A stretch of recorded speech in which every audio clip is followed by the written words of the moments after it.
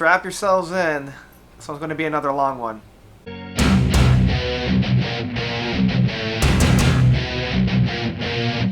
So we find ourselves to the 6th studio album from Ayreon. The band has had enough time to really develop what it was to be Ayreon. They've tried different things, they've seen what works, now they're going to hunker down and really develop what it means to be Ayreon. We're just off of the heels of the Universal Migrator Part 2, The Flight of the Migrator. So where was Ayreon going to go from here? Well, they decided to take a page after their critical acclaimed album of Into the Electric Castle. Much like I did for the Spock's Beard album of Snow, I'm going to go through and really dive deep in this album and find out what's going on here. So first off, I'm going to take a little bit of time and discuss how we got here. Let me take you back to the time when we were chasing all the girls. So for those that don't know, Ayreon up to this point has been playing around with different ways of constructing albums. For the most part, he's been contracting in different musical talent from other bands. We've had Neil Morse appear on the Universal Migrator Part 1. We had Fish appear on Into the Electric Castle.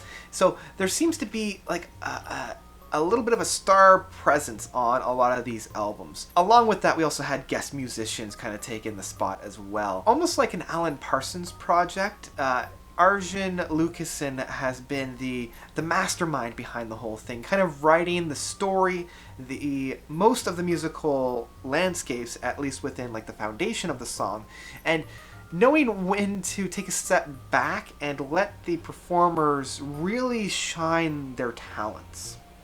In that way, he's almost piggybacking off of a lot of other talents, but he always knows when to do this properly.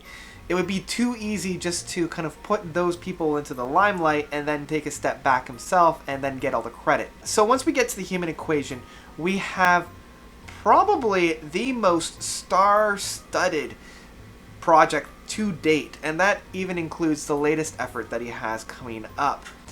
All of the talent that we have on here are peaks from this time. Like, this album was released in 2004. In and around that time, all of the star performers from the, say, the early to mid 2000s appear on this album. You have band members from Opeth, from Dream Theater, from Strapping Young Lad, from Mostly Autumn, and they all converge beautifully on this album. So let's get into the actual story here, because as with all of the previous albums, this guy is a story from start to finish. So let's discuss the story. Do you recall that day? Fearlessly, we climbed the highest tower. And you became afraid. So the story here is an individual gets into a car crash and goes into a coma. While he's in the coma, he is visited by personifications of his human emotions. It's a really interesting departure to form, because every album that we've had up to this point was very, very dependent on like a sci-fi feel. The story really kind of captures the essence of, you know, what it means to be human, because with all sci-fi novels, the main tenet is an allegory of what it means to be human. And there's really nothing more human than being visited by a personification of your own emotions. And while the individual is being in this coma, he's also hearing voices from his wife as well as his best friend, and they also work out why he's there. Because they're starting to wonder, well, maybe this wasn't an accident. Maybe this actually was intentional.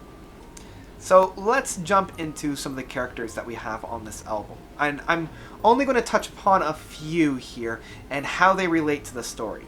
Throughout illusions of my mind. And so we're all a part of you. So right off the get-go, the main protagonist is being voiced by James LeBray from Dream Theater, and this is cast beautifully. James's passion behind his vocals and his range as well is just superb. I wish this was like mid to late 90s James LeBray from like Images and Words and Awake, as opposed to 2004 James LeBray from, say, like a Train of Thought, because I can see where the limitations of James's vocals are in this, but that never hinders. It's more of just one of those, you know, kind of thought experiments of what the vocals could be like if he had that powerhouse behind him. But the range and the emotions that James is able to bring out, because he is the individual that's experiencing all these emotions, is just, it's palpable. It's tangible.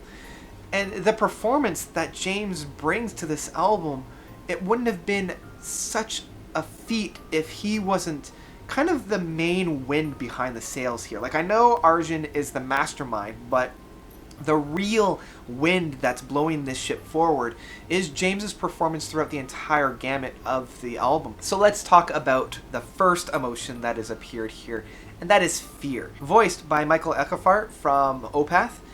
And again, perfect individual to fill this role. Before I touch upon Michael's performance, because it is so haunting, I want to talk about fear being the first emotion that's being present here, because it's such a beautiful metaphor whenever we're kind of brought into a new situation. Most of the time, the first emotion that we feel is fear. And so he's the one that kind of introduces the main character, the me character, to this landscape. Michael's ability to elicit such a haunting, soft vocals, as well as that brutality, like, it captures both types of fear.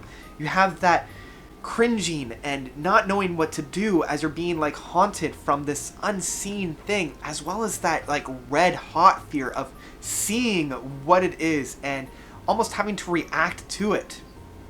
Both of those types of fear are captured perfectly in Michael's vocals. Now, the other individuals on this album, Devin Graves from the Dead Soul Tribe as Agony on here is a fantastic addition.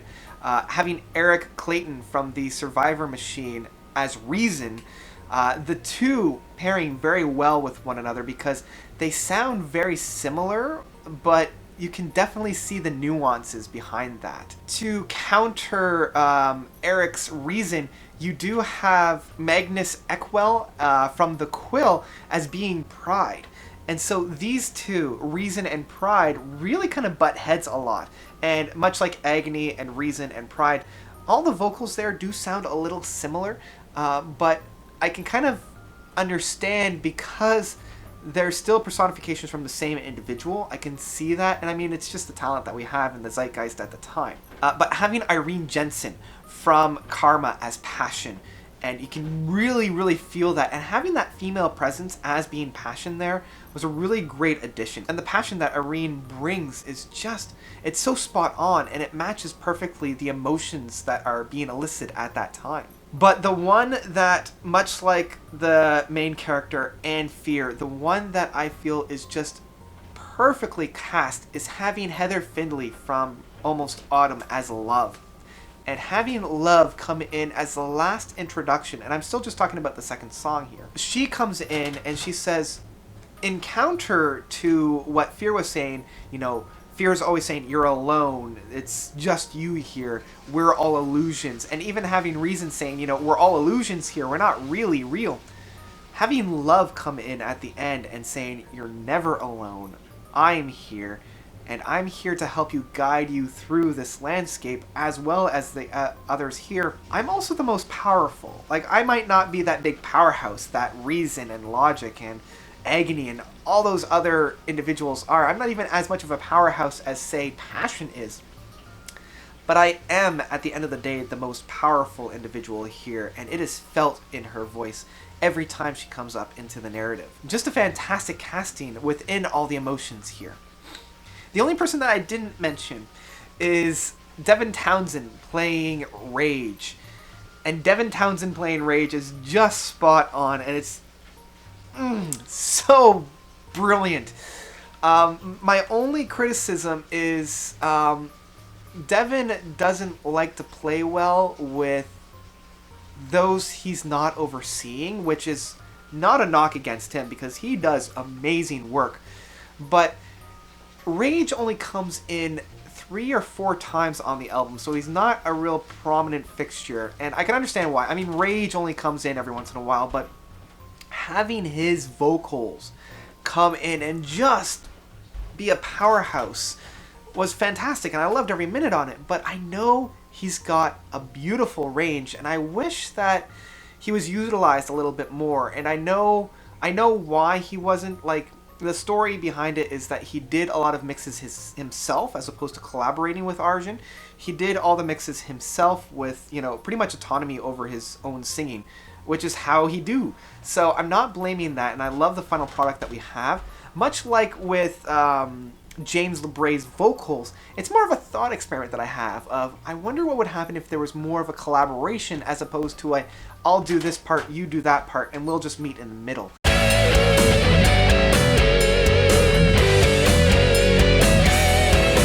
So normally at this time, I would talk about how the characters interact with the story overall. Now, as I kind of mentioned in the beginning, unlike, say, for Snow, the story on this one is pretty cut and dry. There's not too much room left for interpretation. What you see pretty much is what you get, and that's not necessarily a bad thing. What there is a lot to play around with is how the characters actually interact. It's almost like a noir in that sense, where the story and the plot kind of take a second place to the characters and the character development within here. It's really the journey that the individual goes on that's really the main meat in the overall story. So in that sense, there's not really too much to pick apart on.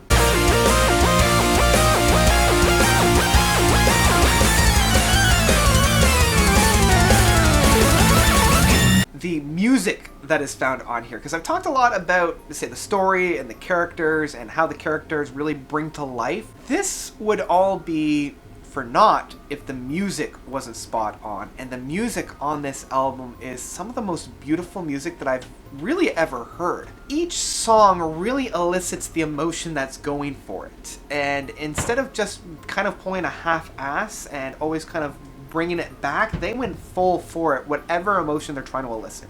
And each one is rewarded each and every single time that's coming for it. For example, you've got Ken Hensley from Uriah Heep providing the main keyboard solos on track 16, which is Loser, and it blends very, very well on that one. Like, I definitely hear the Uriah Heep feel on that song. And before I get ahead of myself, let's just also talk about some of the other star performers in terms of the musicianships that are found on here. Oliver Wakeman, Rick Wakeman's son, is found on here on track 17. You can hear Oliver's just noodling away on the synthesizers. Martin Orford, main keyboardist from IQ as well as early Jadis, is found on track 15 here. And it's funny that a lot of these keyboard solos come in at the second half of the album, like the second disc. But he comes in at track 15 of Betrayal. Those three are the main star performers, at least musicianship. And it's funny that they're all keyboardists because, I don't know, maybe it's just the type of music that's being played on this. And again, the star performers are in the second half, which is almost a good thing, because if you play all of your aces right at the get-go, there's no real reason to continue on. So the fact that they were presented in the second half actually worked to its advantage. And each one brings in just a completely different characteristic before that.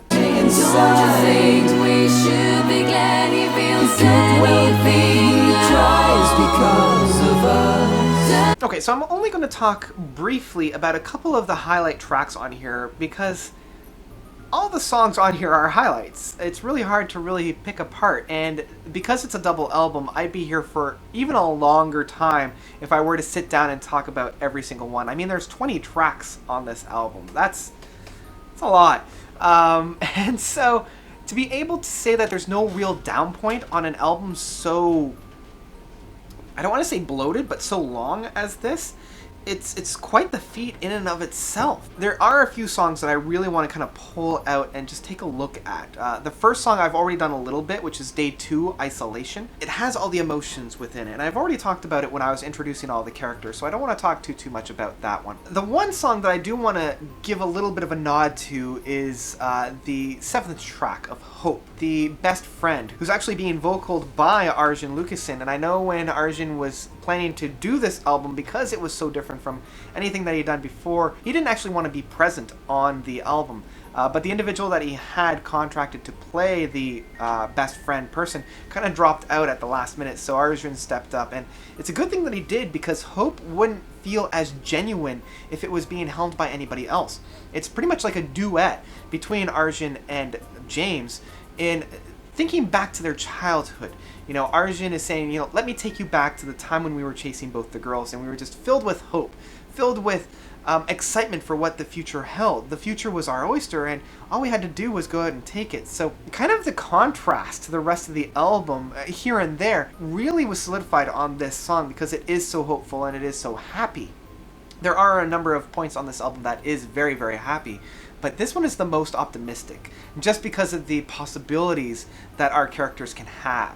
And speaking of one of the happier songs, Day 11 of Love. This guy just hits me every single time I listen to it. It's like everybody's crescendo in this, and much like a great Broadway, everybody comes in and gives a fantastic kind of finalized note near the end. It's a really great build. Now, the song that precedes this, the first song off the second disc of Trauma, this is one of the more brutal tracks, just where we have that you're better off dead moment, just like that's where you have all the negative emotions just really coming out of the woodwork and really bashing you over the head.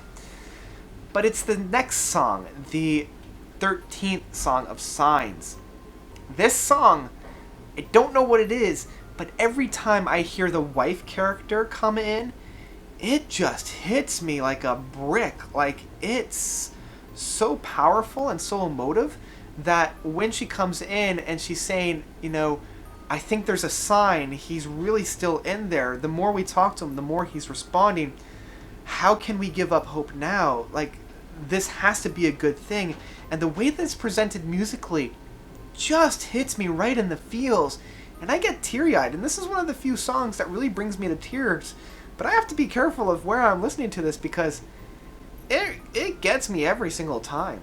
I do want to talk about Loser a little bit, because this song is just a lot of fun. Like, this is the same kind of fun that Hope had, but more in a negative side. Like, this is like the negative Hope.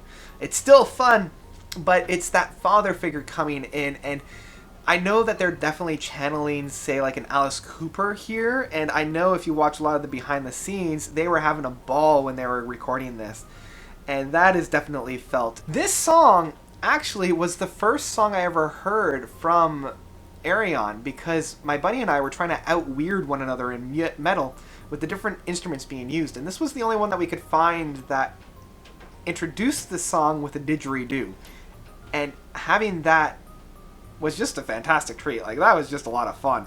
There's really no reason for that to be here outside of it was just a lot of fun. And then finally, I do want to talk a little bit about the confrontation. 19th song, I mean, it kind of gets muddled a little bit just because the second track does have so many tracks coming up to it. Anyway, Day 19 of Disclosure, as well as Day 20, Confrontation. These two songs blend seamlessly between the two, where everything kind of comes to a head. We realize, okay, you were cheating the system, and you were almost kind of cheating on my wife a little bit, so everything's kind of wrapped up into a great bow, and this is when all the emotions come to a head. Everybody is signed off so well here. Like, everybody says goodbye to the me character, at least all the emotions.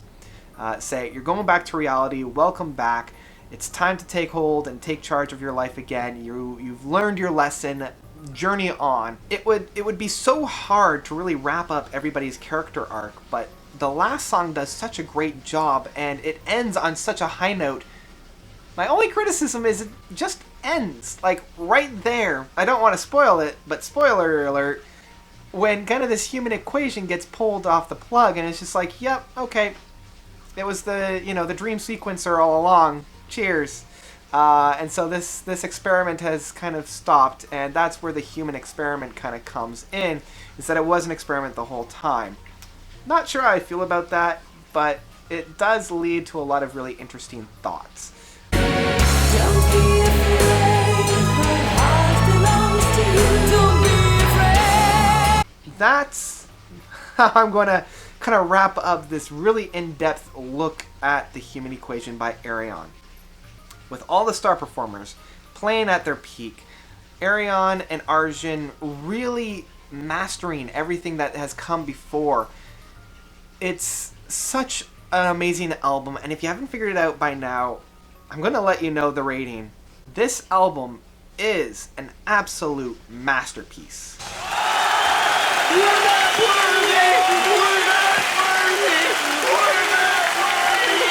So if you haven't already had a chance to have a listen to it, do so, because this is one of those few albums that I have to gush about whenever anybody asks me about it. This is what solidified my love for Ayreon. Even though this was technically the second album I've ever heard from him, the next album that I'll be looking at in April, 0101001101, the next album, that was actually my introduction, like my real introduction to his work. So get ready for that. That's coming out next month. And if you haven't already, I've also reviewed every single one of his albums up to this point. So I've left that playlist at the end of this video. You can check that out. But that's about it from me. What did you guys think of the Human Equation by Ayreon? Did you love it? Did you hate it? Whatever you thought, let me know by commenting below. And as always, thank you guys so much for watching. I've been having a blast revisiting all of these Ayreon albums, and I'm really looking forward to diving into the next album from him. So take a look at that when it comes up. And that's it for me. Alright everybody, notes out.